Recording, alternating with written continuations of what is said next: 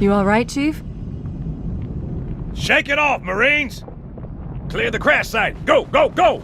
Hello there, I'm Begalius. Welcome to the crazy little brother friggin' masterpiece of Halo. Welcome to the perfect sequel, the greatest sequel in the history of gaming, in my opinion. The guitar shredding, legendary, ruin chasing, elite talking, arbiter rocking, court frickin' in session, badass masterpiece that is Halo 2. Oh, we are here. We have made it to Halo 2. And I feel that it's warranted that I would behave like this, like a freaking child who's just found all of the blue Smarties. Because here it is. I love this game so friggin' much. I don't think I can describe it. I think I'm going to have to trash this recording just because it's going to be too mouth foaming. It's going to be too obsessive. But this campaign, this game, everything about this game is just tremendous, just masterful. And in terms of sequels, I can't think of a better one, dude. I really cannot think of a better one. We just talked about CE. In this game, they added so much stuff that was so necessary. The only thing missing was the assault rifle. I would have liked the assault rifle to be here, but that is, dude, that is it. That is it. We have the BR, which became my favorite weapon in the history of Halo, maybe in the history of gaming. We have hijacking, which was desperately needed. A huge improvement to the physics. And goddamn, look how much better looking this game is than CE. There's so much more detail, so much more going on. You take the fight back to Earth, and it becomes so much more personal. The story is so much more expansive. Finally, we hear what the enemy that we've been fighting through these games has to say. But they didn't stop there. They did not stop there. Not just that they spoke, they had to do it in a way that was so magical, so special, so transcendent. It is incredible. The story here is unlike any unlike any other that I've ever played, and it's absolutely magical. It's got, honestly, my favorite story in gaming. This one, the way that they expanded on the story from CE is just ridiculous. You know, the story of CE is that these evangelical cult sort of aliens want to find this relic that they believe to be, you know, the be all and end all for them, and the way to take over the universe, for lack of a better term. But in 2, they expanded on that so beautifully. The stories became personal. The Arbiter was introduced, but that court scene that they open with, which is my favorite opening cutscene of all time, is so gorgeous. Take yourself back to 2004, okay? Take yourself back to 2004, where cutscenes were like characters awkwardly like moving in a straight line geometrically around one another with poor lip syncing and nothing really making sense. And then watch the opening cutscene to Halo 2. Firstly, we have the back and forth between the heroic Master Chief and the downbeaten, the distraught and defeated Arbiter kneeling before his royalty, kneeling before them as we pin, I don't know what to call them, it's the prophets, as we pin the medals on Master Chief and on Sergeant Johnson. You know, the parallels between the two is absolutely, what a genius way to introduce a story where you're going to be playing as both, and you're going to be learning about both and getting a deeper insight into both. Actually, I'm fairly sure we're heading to Earth. I feel stupid now. Oh, we're going to crash. Oh, we're going to slowly. But the cinematography in the cutscene for the Arbiter is so beautiful. It shows off the very like abrasive and these huge ceilings and this scene that's bathed in blue and gentle light that peeks through as all of the enemies that you've been fighting in the previous game are just watching over and crowding over this one guy who's dragged along the court with his legs trailing him as he goes, and everyone's just undressing him verbally and, you know, audibly across the halls as he's brought to the attention of these 2 new figureheads. It's 3 new figureheads, sorry, who you don't know anything about, but they have power over everyone in the room, and you need to know more and you want to know more straight off the bat. That one scene that perfectly encapsulates just how brilliant the story is here, and how brilliant the expansion of the universe is here too.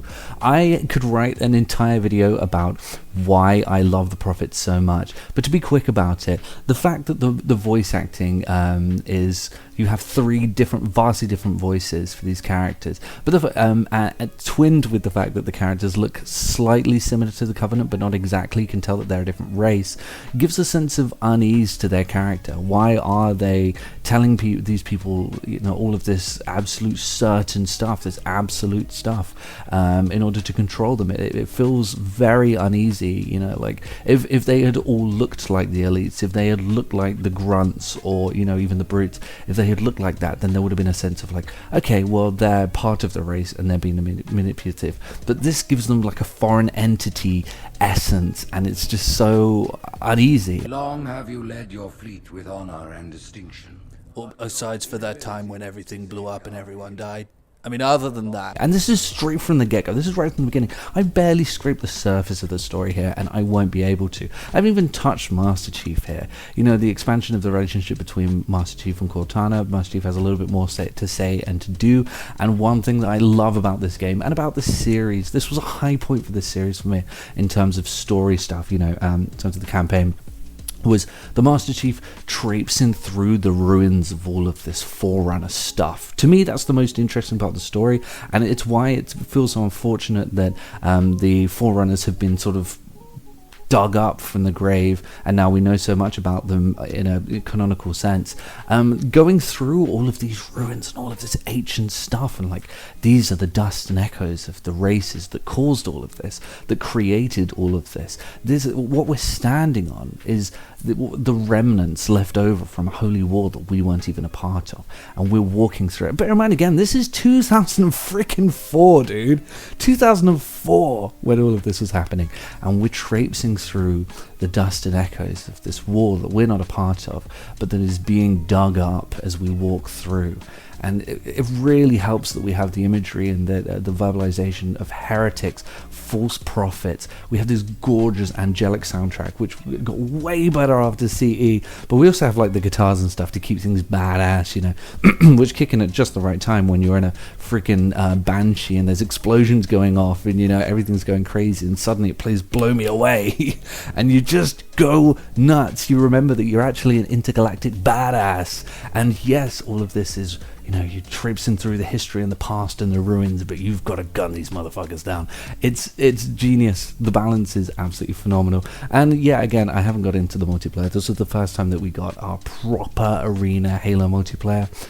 It's tremendous. Excuse me, I've really got a cough today.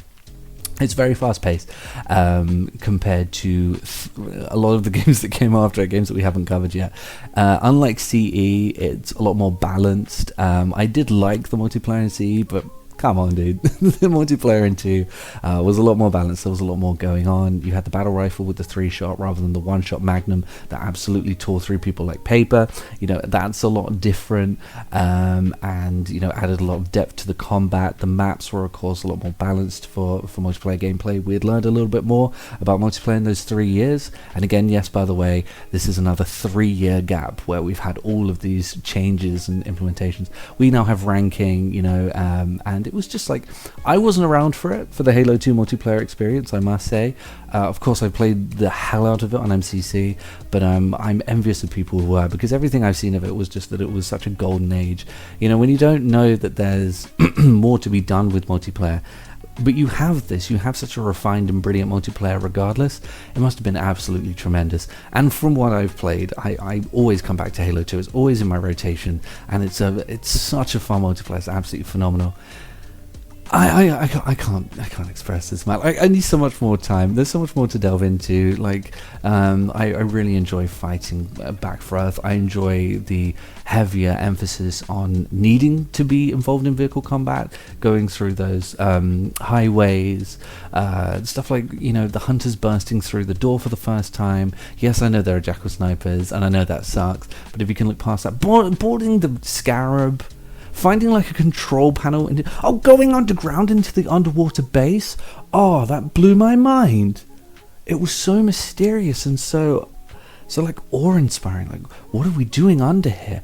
I'm surrounded by water. This feels so weird, but I'm trying to keep this under 10 minutes. So let's throw this in to the rating machine, whatever, for the inevitable score that we all know it's going to be.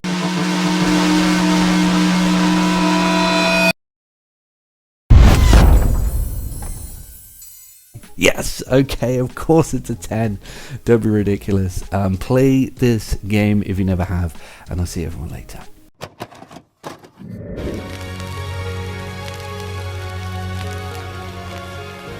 The PlayStation is only $149, and you can also get leading titles.